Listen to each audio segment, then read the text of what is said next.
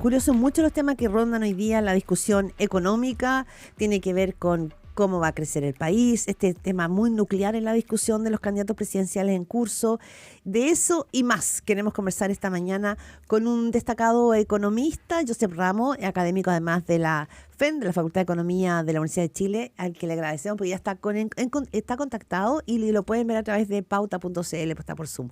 Muy buenos días, Constanza Santamaría y Claudia Álamo. ¿Cómo le va, Josep Ramos? Un gusto estar con ustedes. Buenos días. Un gusto para ¿Cómo nosotras. está, Josep? Muy buenos días. Bueno, sabemos hoy día y anunciamos en la mañana, ¿cierto? Se van a encontrar, va a ser el primer cara a cara de los candidatos presidenciales, al menos de los tres que están liderando las encuestas, José Antonio Kast, Evelyn Matei y Janet Jara, en Frutillar, en el contexto del Salmon Summit, iba a decir Summer Summit, del Salmon Summit, y que va a ser un encuentro con empresarios y obviamente el tema económico va a estar presente. Y yo, a partir de esto, quiero partir preguntándole, Josep, ¿cómo ve la discusión económica sobre el crecimiento económico, sobre incluso la discusión y el debate sobre el modelo de desarrollo económico que debe tener nuestro país o si tiene que tener algún tipo de cambio en la campaña presidencial? Bueno, yo creo que la discusión hasta ahora ha estado en bastantes generalidades.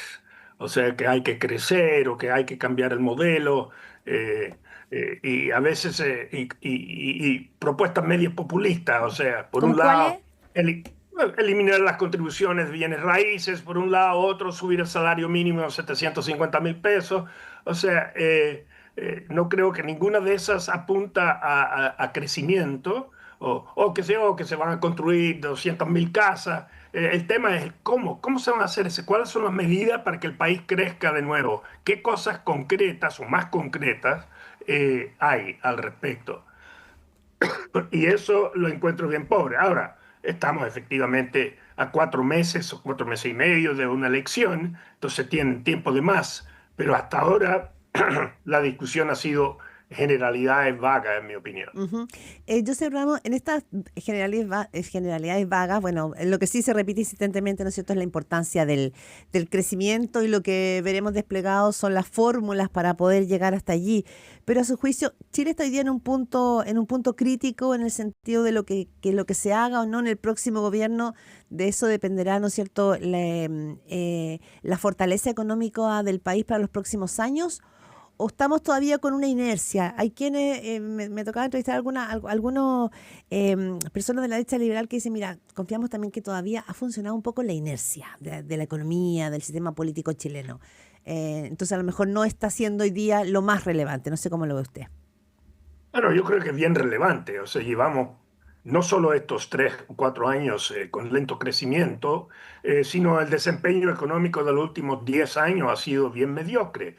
Eh, en los primeros años de gloria de la concertación, del 90 hasta el 2010, crecimos sobre 5% al año. Ahora estamos creciendo, y hace tiempo, no solo a este gobierno, en torno a 2. Eso no es una catástrofe, es mediocridad. Chile puede más. O sea, ¿por qué Chile puede más? Una de las grandes ventajas de ser un país en vía de desarrollo como es Chile, que no tenemos que inventar cosas nuevas. Podemos avanzar copiando y adaptando las mejores prácticas y tecnologías disponibles en el resto del mundo. Por eso deberíamos de poder crecer bastante más rápido, por así decirlo, en un país como Estados Unidos, cuyo desarrollo depende de inventar cosas. Nosotros podemos no solo inventar, principalmente podemos copiar. Por eso podríamos crecer, a mi modo de ver, sobre 4% y no en 10 años más, sino ya pronto. Pero requiere de medidas para ello. Y esas Y medidas, Josep, digamos, claro, no es una sola medida, me imagino, pero ¿dónde está? Porque esa es la gran pregunta. ¿Qué es lo que habría que hacer? Porque usted dice, podemos copiar, no hay que inventar la rueda acá. ¿Qué es lo que debiéramos copiar? ¿Qué es lo esencial, a su juicio, para poder efectivamente pegarnos ese salto y salir de esta especie de estancamiento del crecimiento del 2%? ¿Y ve usted en la discusión o en las propuestas de algunos de los candidatos que estén en el camino correcto en ese sentido, o usted cree que todavía no hemos llegado a ese punto? Bueno, típicamente no se ganan las elecciones con propuestas de crecimiento. Son generalidades. O sea, la gente en la calle. O sea, si yo te voy a contar Ujú. una propuesta. Europa, cuando se reconstruyó después de la Segunda Guerra Mundial, algo del Plan Marshall, la parte desconocida, es la parte técnica. ¿Y qué fue eso? Ya que vamos a reconstruir Europa, no lo reconstruyamos con las tecnologías que tenía Europa en 1939, sino con las tecnologías y prácticas empresariales de las mejores empresas del mundo que en ese momento estaban en Estados Unidos. Ujú. Y mandaron a decenas de miles de ingenieros e empresarios desde Europa a visitar fábricas en su rubro en Estados Unidos, que era el único país, obviamente, era la frontera. Y se estima que cuando volvieron, con la inversión contemplada, la productividad fue 30% más alto de lo que habría sido si no hacen esas visitas. Yo creo que algo similar se puede hacer en Chile. El Ujú. gobierno puede cofinanciar las visitas, digamos, de 5.000 empresarios e ingenieros en este caso, a Estados Unidos, Europa, Japón, a visitar fábricas en su rubro, más o menos de su escala, y traer esas prácticas a Chile. El costo de esto es trivial y el impacto sería muy fuerte. Eso para darte una medida. Ujú. Sí, Joseph Ramos, economista académico de la Facultad de Economía de la Universidad de Chile. Vamos mirando un poco, hasta ahora no sabemos quiénes son los coordinadores económicos de todas las candidaturas, pero sí supimos, por ejemplo, de José Antonio Kast, ¿no es cierto?, que es el economista Jorge Quirós, y él ha sido bien radical en el sentido de plantear que aquí hay tres ejes fundamentales. Uno de ellos, de alguna manera, ¿no es cierto?, es liberar la carga tributaria, desregular, o sea, avanzar fuertemente con no sé si usted cree que va por ahí también el tema hoy día, a propósito de la permisología, pero él plantea como probablemente una solución un poquito más radical, anclado en tres puntos. O sea, él decía un despegue sin complejos. Sí, bueno, esas son palabras. ¿Qué es un despegue sin complejos? O sea, creo que hay un consenso, incluyendo el ministro Marcel, de que la carga tributaria a las empresas sobre las utilidades no invertidas debería de bajar a ser menos que lo que es en la OCDE. Creo que hay un consenso en eso.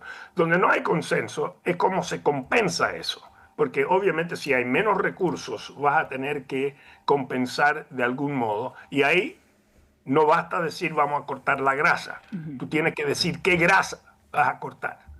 Las regulaciones, creo que se ha avanzado con el proyecto del ministro Grau en acortar la permisología, pero lo acorta a lo que era 10 años atrás, cuando yo era presidente de la Comisión de Productividad, y era muy largo, ya era como 7 años. Eso es lo que lo va a cortar ahora, a los grandes O proyectos. sea, Y no en es ese suficiente, dice usted. no es suficiente. Por ejemplo, Ujú. el árbol regulatorio crece en Chile porque nadie saca una regulación, simplemente se agrega. Hay países donde se caduca la regulación automáticamente, toda regulación, después de X años. Puedes renovarla, pero no es automático. Tienes que probar una nueva ley. Y ahí entonces el árbol no crece tanto. Ahora, esa es una cosa. Otra cosa, Chile tiene que sopesar no solo los costos regulatorios de las medidas, sino los beneficios de un proyecto. No puede ser que cada ministerio, cada agencia tiene veto sobre un proyecto. Debería de sumar, esto es un pecado mortal, esto es serio, esto es luz roja, lo que Mm. sea, y al final se decide si los beneficios superan o no los costos. No puede ser que un proyecto de 4.000 millones de dólares en Magallanes de hidrógeno verde se objete porque hay la posibilidad de extinción de una especie de 50 pájaros en el mundo. O sea, se tiene que sopesar. O sea, ¿hay algún remedio que uno compre que no Ujú. tiene efectos secundarios? Si uno dice no puede tener efectos secundarios, no tendríamos remedios. Entonces, es lo mismo en regulaciones, hay que sopesar los costos con los beneficios y que una agencia del gobierno alguna tenga esa declaración y no cada uno puede vetarlo. Entonces, se necesitan medidas y propuestas concretas. Yo creo que efectivamente se avanzó con esta ley de permisología, pero se tiene que ir más allá. O sea, es muy largo esto. Joseph, estamos conversando con el profesor, economista Joseph Ramos, hablando de propuestas, porque como usted dice, todavía estamos en los titulares generales, pero una de las propuestas que caló durante por lo menos digamos, las primarias, la campaña de primaria, fue esto de subir el salario mínimo y concretamente este concepto del salario vital que planteó la candidata Janet Jara de 750.000 pesos.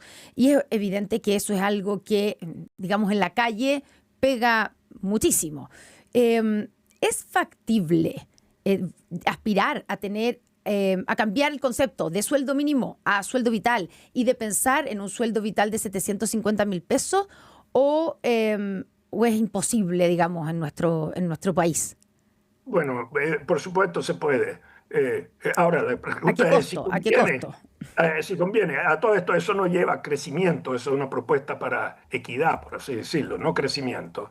O sea, ¿por qué no lo puso en 1.000.000? 1.000.000 es aún mejor que 750. Pero usted lo dice que es como un ofertón, con ese sentido. Bueno, es que la razón por la cual no tenemos un salario mínimo más alto es porque uno está obligado a pagar el salario mínimo, pero no estás obligado a contratar. La razón por la cual no tenemos un salario mínimo de 750.000 pesos o de 1.000.000 de pesos es porque muchas empresas no lo pagarían.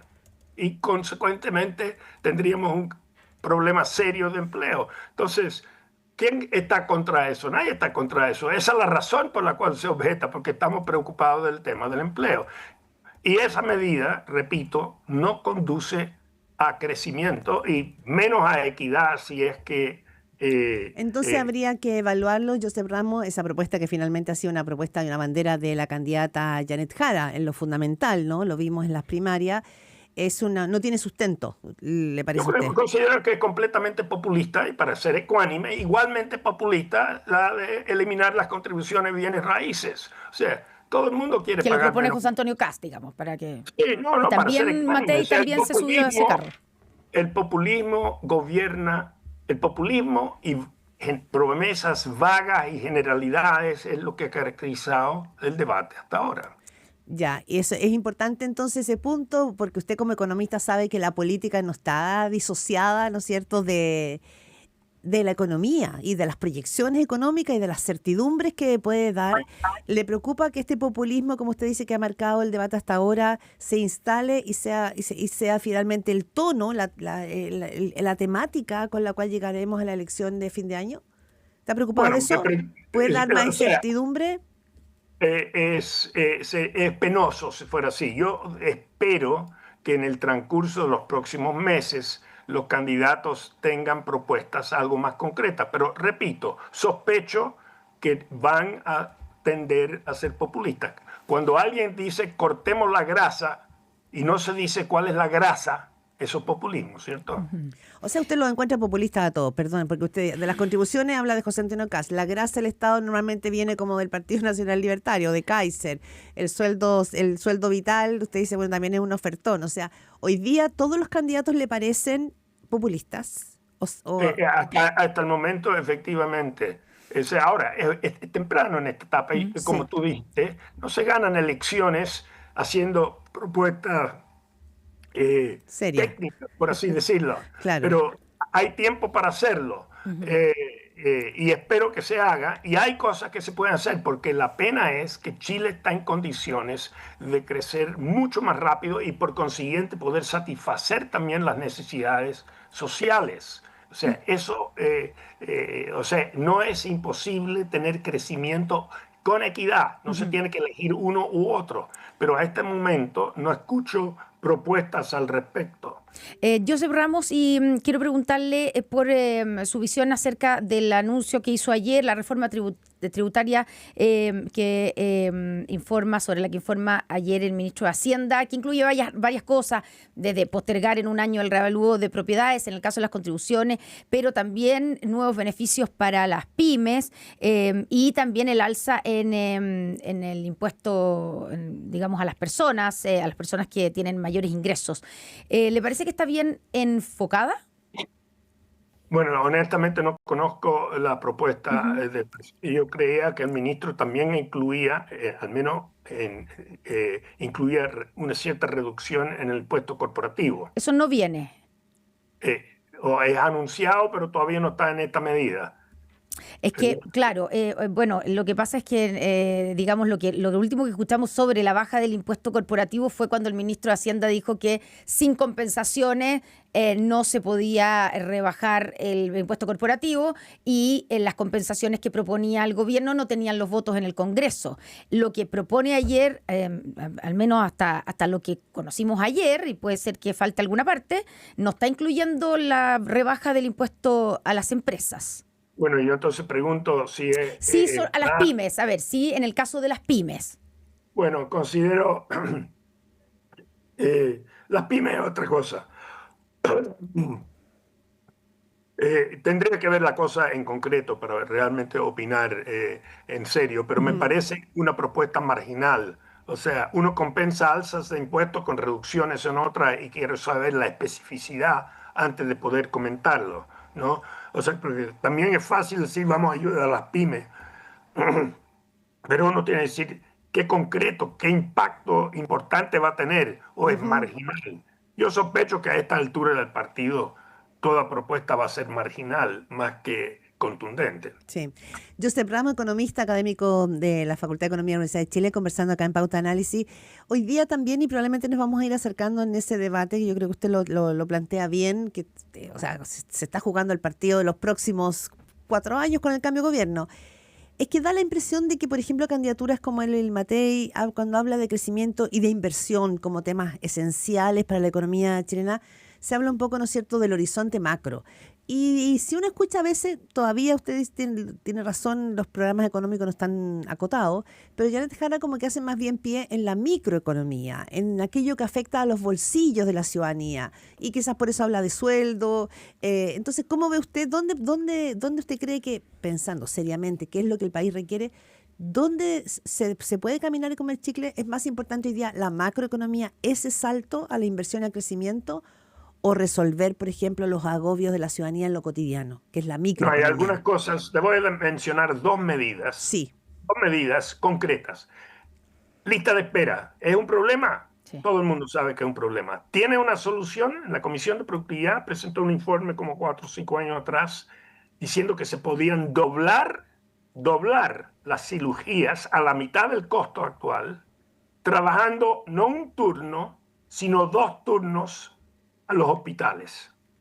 O sea, una medida tan sencilla como 2 turnos tras la paga podía doblar las cirugías y bajar el costo promedio de cada una de ellas. Entonces, el efecto sobre la lista de espera sería enorme. Ya. Eso. Y segunda medida, Chile está maduro para que, en mi opinión, la educación obligatoria para el que no vaya a la universidad se extienda al menos un semestre o 2 semestres en un centro de formación técnica para que aprendas las competencias básicas de un oficio. 30% de nuestros jóvenes van de la enseñanza media directamente al mercado trabajar. Sin preparación, además. Claro. Sin oficios básicos. Tuvimos un problema ahí de señal y de conexión.